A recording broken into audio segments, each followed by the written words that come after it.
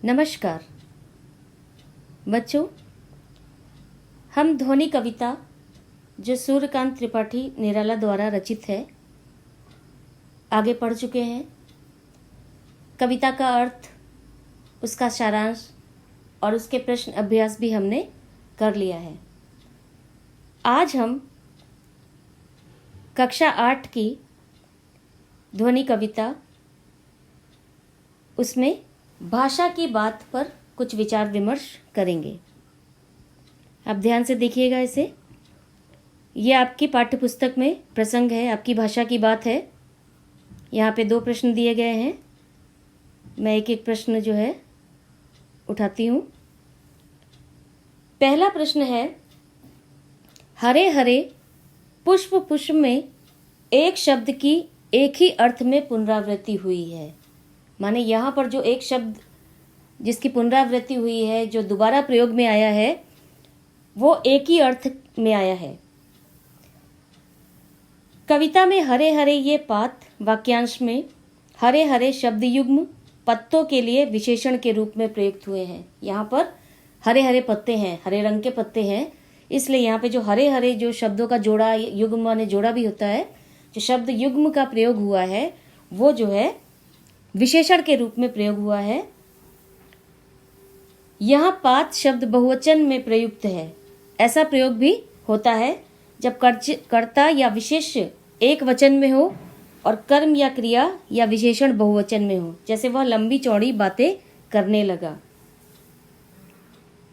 कविता में कभी कभी क्या होता है, एक ही शब्द का एक से अधिक अर्थों में भी प्रयोग होता है। देखिए, मैं आपको यहाँ पर, आप बच्चे ध्यान से देखिएगा, आपको यहाँ पे मैं 2 बातें बता रही हूँ कि यहाँ पर जो शब्दों का जो युग्म आया है, जो शब्द जो है 2 बार प्रयोग हुए हैं, वो एक ही अर्थ में है।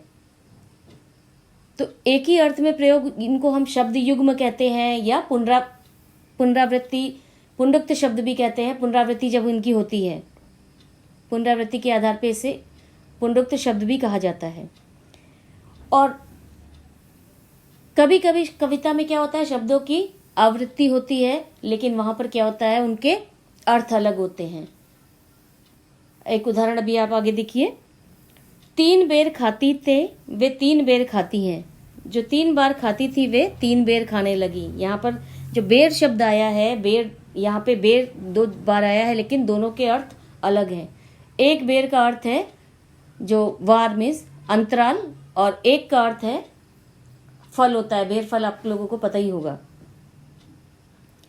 तो यहाँ पर एक बेर का 2 अर्थों में प्रयोग करने से वाक्य में चमत्कार आ गया है और इसे यमक अलंकार कहा जाता है। ये अलंकार विषय जो है, आप जब आगे बड़ी कक्षाओं में जाएंगे तो वहाँ पर यह अलंकार विषय जो है अलग से ही आपको पढ़ाया जाएगा। अभी आप इसको समझ लीजिए कि जब एक शब्द जो है किसी भी कविता में एक से अधिक बार आए और उसके अर्थ अलग अलग हो, भिन्न अर्थ हो, तो वहां पर यमक अलंकार होता है। कभी कभी उच्चारण की समानता से शब्दों की पुनरावृत्ति का आभास होता है, जबकि दोनों 2 प्रकार के शब्द होते हैं। जैसे मन का, मन का, मन का एक मोती है और एक मन का माने अपने मन का, मन की बात। तो ऐसे वाक्यों को एकत्र कीजिए जिनमें एक ही शब्द की पुनरावृत्ति हो। माने आपका प्रश्न यहाँ पर क्या दिया गया है, अभी हमने आपको 2 बातें बताई हैं। एक तो पुनरावृत्ति वाले शब्द, शब्द युग्म, और दूसरा हमने आपको बताया है जब उसमें भी शब्द होता है, एक से अधिक बार आता है, लेकिन उनके अर्थ अलग होते हैं, वहां पर अलंकार की बात की गई है।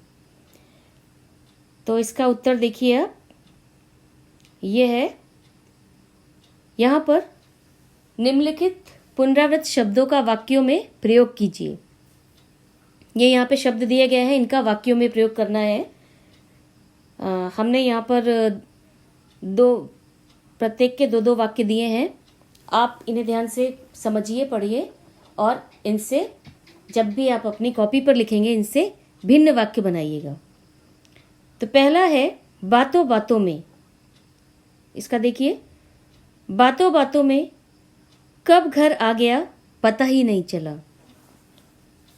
दूसरा है बातों बातों में हम दोनों ने रास्ता पार कर लिया रह रह कर। कल रात से रह रह कर बारिश हो रही है। दूसरा देखिए, मुझे रह रह कर अपनी स्वर्गवासी दादी की याद आती है। लाल लाल, राम के गमले में लाल लाल टमाटर उग गए।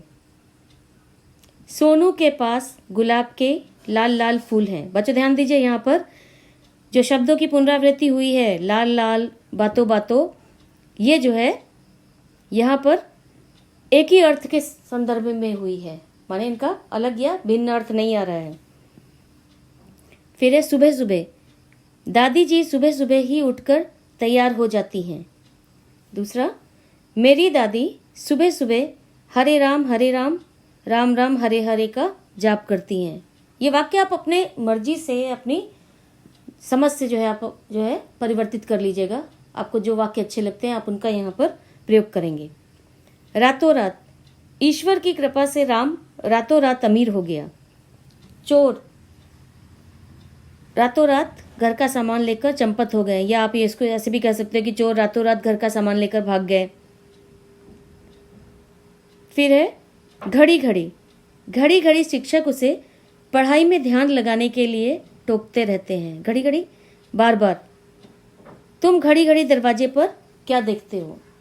तो ये जो है यहाँ पर पुनरुक्त जो शब्द हैं उनका वाक्यों में प्रयोग किया गया है। तो ये आपको समझाने के लिए हैं, आप इनसे भिन्न वाक्य बनाइए। इसके बाद दूसरा प्रश्न देखिए। अब दूसरा प्रश्न है आपका, कोमल गाथ, मृदुल बसंत, हरे हरे ये पात। यहाँ पर दूसरे प्रश्न में हम विशेषण और विशेष्य की बात कर रहे हैं। बच्चों, आप लोगों ने कक्षा 7वीं में जो है पढ़ा होगा, विशेषण किसे कहते हैं, विशेष्य किसे कहते हैं, आपने पढ़ा ही होगा। तो विशेष्य किसे कहते हैं? विशेषण जिस शब्द, संज्ञा या सर्वनाम की विशेषता बताता है उसे विशेष कहते हैं। संज्ञा या सर्वनाम की विशेषता बताने वाले शब्द क्या होते हैं? विशेषण होते हैं। और जो भी संज्ञा या सर्वनाम जिसकी विशेषता जो है बताता है वो विशेष्य कहलाता है। तो ऊपर दिए गए वाक्यांशों में गाथ, वसंत और पात शब्द विशेष्य हैं, क्योंकि इनकी विशेषता क्रमशः कोमल, मृदुल और हरे हरे शब्द बता रहे हैं। अब जो है आगे देखिए, 4 प्रकार के विशेषण होते हैं। गुणवाचक विशेषण, परिमाणवाचक विशेषण, संख्यावाचक और सार्वनामिक विशेषण। आपको जो है पाठ से छांटने हैं। तो गुणवाचक माने जो गुण बताए, जैसे अच्छा बंदर, काला बंदर, अच्छा काला, सुंदर कार। यहाँ पर जो रेखांकित किए गए हैं ये आपके विशेषण हैं, और जो बंदर है, कार है, जो रेखांकित नहीं है वो आपका विशेष्य है। परिमाणवाचक विशेषण, परिमाण माने मात्रा, 2 गज जमीन, 4 किलो गेहूँ, माने यहाँ पे मापतौल से संबंधित बातें जब बताई जाए तो ये परिमाणवाचक विशेषण होता है।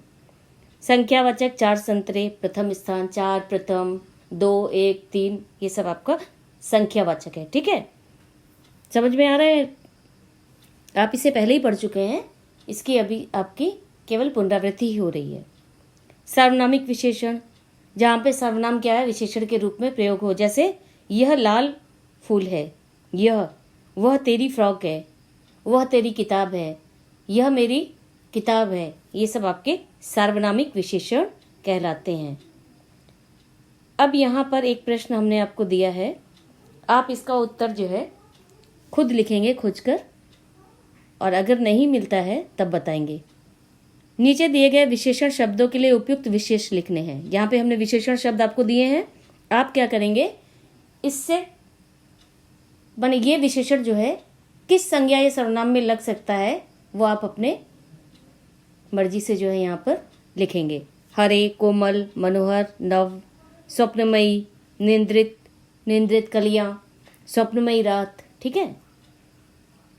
तो ये आपकी भाषा की बात अभी यहाँ पे समाप्त होती है। धन्यवाद।